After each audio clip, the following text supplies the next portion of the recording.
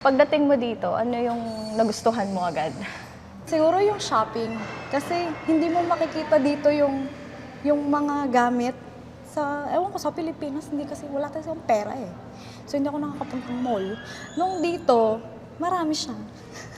Tapos may pera ka na. Una kong nagustuhan is yung weather.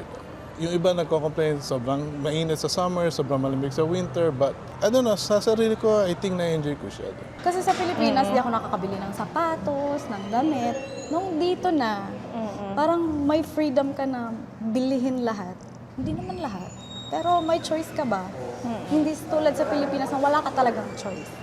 Sa Pilipinas, minsan kahit anong trabaho mo, ang hirap ma-achieve yung bagay na gusto mo. Like, compare sa Canada, kung ano yung trabaho ang ginagawa mo, nagsisikap ka, there's a chance na ma-achieve mo as long as nag-i-steady ka sa pangarap.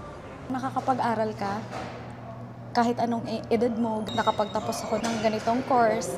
Tapos pag hindi ko siya gusto, pwede naman ako kumuha ulit ng another course. Like, walang pakialam yung government kung anong edad mo na. Tapos ngayon, I'm happy naman. Yes. Nag-high school ka ba dito? Yeah, nag-high school ako ng 1 year. Nung nag-high school ako dito, first time kong mag-high school, ang daming Pilipino. So parang hindi ka nahirapan na mag-adjust.